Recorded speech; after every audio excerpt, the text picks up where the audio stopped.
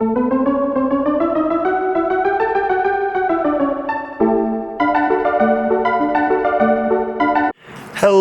today we are looking at this multi-tool. This is the Ganzo multi-tool. Of course, being a Ganzo, it's got a really catchy name, being the G301B. I would say the B stands for black, and the other things are probably randomly sequenced numbers. So this is a multi-tool that is very much in the style of a lot of the multi-tools that come from China, namely the Gerber suspension. It's this shape that, Leathermans generally go straight up and down. Gerbers generally have their own sort of straight then triangular shape to them. A lot of the Chinese, that's the US Gerbers of course, a lot of the Chinese multi-tools kind of follow this pattern. This one's a little tiny bit bigger than the Gerber suspension, but you see, it's kind of got that flaring out here. They're both sprung, kind of similar tool sets, similar locking mechanisms, all that good stuff. So there we go. There are some differences, and I'll bring this back in for comparison from time to time. I think most people have probably had one of these in their lives or handled one of these in their lives, the Gerber suspension. I think it might be the biggest selling multi-tool. I heard this from somewhere. Maybe the biggest selling Gerber multi-tool. I don't know. I heard that this is a very, very well sold thing. I think probably because it's about 20 bucks. It's spring loaded. It's got a pretty full complement of tools. Quality. Let's be real, it's probably nothing that the more expensive ones will touch on, but anyway. So yeah, this Ganzo is kind of running in that same vein. And you'll actually see this rebadged as a few different brands, multi-tools as well, where the Ganzo is like the owner of the factory that makes them for all islands. But you'll see, even recently, Nut and Fancy reviewed the Heckler and Koch one. Koch one. And it's pretty much this, but with a HK symbol instead of a Ganzo symbol. So there you go. Let's have a look at the tool set, and I'll comment on how each thing uses. So I've used all of these things just in the course of the review. I've used this once in earnest, and that was when I started my Lancer. And I tried to start my Lancer, and I was like, oh no, my car is dead. I'm going to have to get a new car. It wasn't quite that dramatic, but what had happened was one of the battery clamps had slipped off, and it was no longer making contact, so it was not starting. So I had to twist a pretty calcified nut back onto a pretty calcified screw or bolt, and tighten up my battery clamp back onto my battery, and it worked, and that was use, and I felt like a real man for a little while. This is a good type of tool to carry in a glove box, one that does do the basics and actually functional pliers, kind of functional everything, but forgettable enough that you don't care if it always just sits in your glove box and never gets used. That's actually what I use the Gerber suspension for. Killer Deegan has sent this one into me to try as well. And yeah, this actually sits in my Honda. So I've got two cars, one is a Lancer, one is a Honda. This one sits in my Honda. I'll grab something similar to this in the near future to put in my Lancer. So the pliers, they are spring loaded. Lots of these ones are like the cheaper or the medium duty kind of multi-tools. Not to steal a Nut and Fancyism, but yeah, medium duty multi-tools. Lots of them are sprung. It's kind of the style lately. These ones have an external spring, so the spring is exposed, and the Gerber suspension has an internal spring, meaning that the spring is like inside this part of the pliers, so you get a little bit of hollowing out in order to fit the spring in. So there you go. It's a butterfly opening style tool with no tools when it is open accessible, but they are all accessible when it is closed, which is what people seem to prefer. So let's go from the outside. Looking at the scales, of course, the suspension has a little bit of a nice feature where it shows you what tool to expect on the top layer as you look. So scissors there, the plain bladed knife there, the saw blade there, and then the serrated blade knife there. But the picture is of a serrated blade. It's just not a very good picture. But this one does not have any of that, but it is very, very similar in terms of the layout. So this side you're getting a serrated blade. There we go. This side you're getting a saw. This side you have scissors, but they are you have scissors, but they're not. You have to kind of scoop in and grab them. Where are we?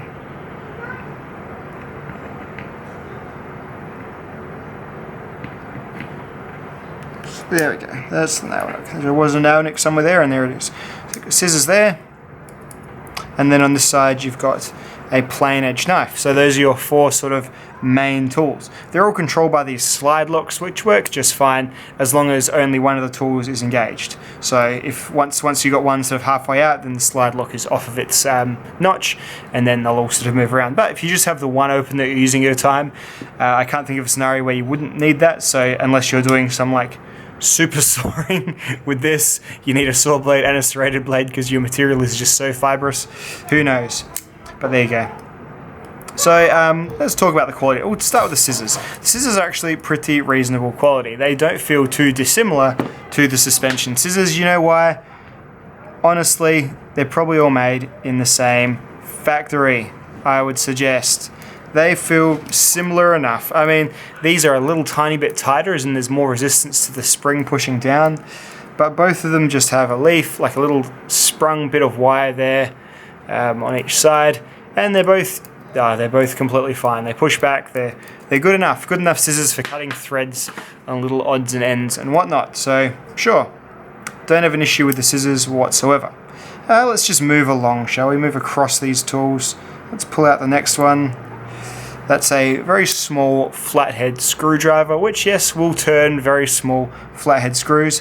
Not small enough that it turns eyeglasses screws though, which is always a bummer to me. So if I have my little eyeglasses, I like to have a really tiny screwdriver like the Leatherman Wave has.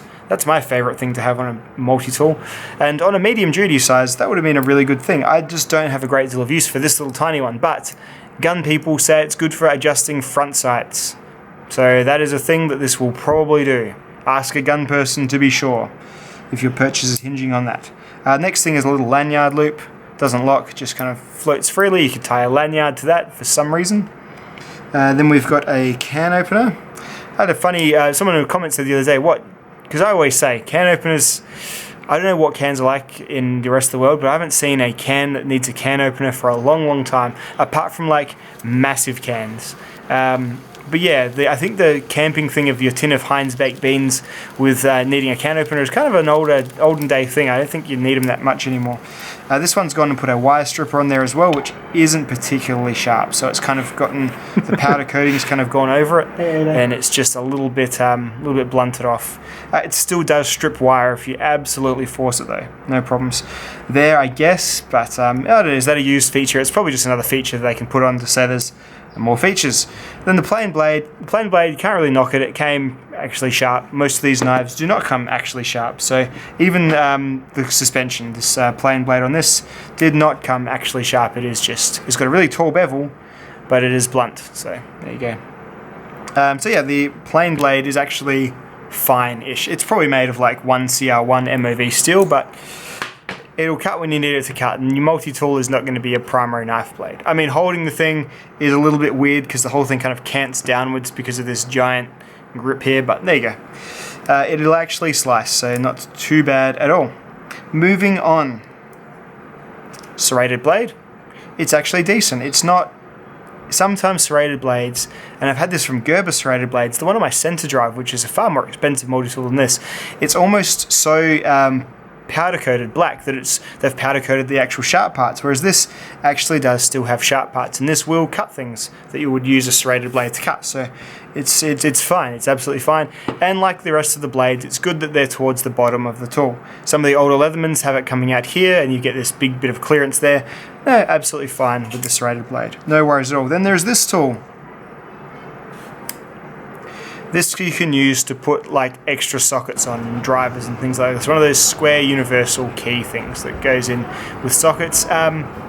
Yeah, it does work, but that would require carrying around a few more extra bits, and this did not come with a sheath or any means of doing that. So I just don't know if this is it's a nice idea, and it's a big robust tool, but it's I just can't see it actually getting used from me if I was to keep this tool on deck.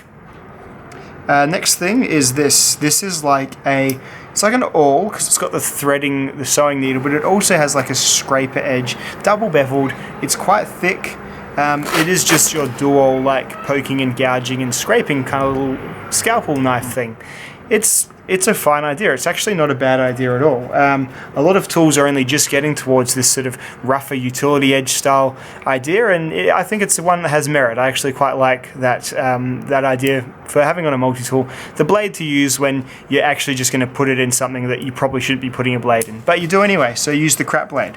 No worries with that at all. And then the last tool is a tiny wood saw, which honestly, I don't know why they bother with these tiny wood saws. Has anyone ever used one of these in earnest? Some people might say for cutting small traps, but I don't know. I have a feeling those people would probably just use their knife. I don't know. Not to say what you do with your tools. I guess that's, you know, if you say it's true, then I guess it is. I guess we'll have to take that on face value. But yes, the tiny saws on the multi-tools, I don't quite understand. Even like the Leatherman Surge, it's just a bit like, why? You know? I don't know. I mean, it feels a bit more like a jigsaw blade. It goes all the way to the end, so a little bit better, but then, I don't know, it's still just such a short length of saw steel for you to like get it proper cuts on. You're going to keep slipping off if it's anything massive, but you know what?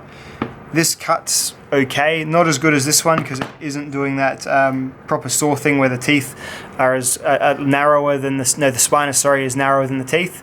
It is just kind of the same thickness all the way through. Usually a good saw you'll look at the top of and you'll be able to see the teeth like sort of flaring to the sides. This one is just a flat piece of metal, just pressed and then the teeth cut into it. So there you go. Overall, what do I think of this tool? Well, you know what? It's so cheap. It's so damn cheap, these Ganzos. As I said, a completely fine glove box multi-tool. Yeah, I wouldn't carry this like proudly or carry it like a, hey, look at my multi-tool. Not that I'd be embarrassed. I mean, tool shaming is probably something that I would rarely think rarely happens. But, you know, it's just a fine beta one. Like it's one that you're just going to put somewhere and probably be really happy when you remembered you've put it in that place. Oh shit, I do have a little pair of pliers on that Ganzo multi-tool that I spent like $13 on from GearBest. You know, it's totally fine. Totally fine, I guess is what I'd call this. Yeah, if you're paying anything more, if I was paying like $60 for it, I'd probably start, you know, I'd be laying some extras through criticism. Even this Gerber, I had to pay in Australia, I had to pay $40 for it.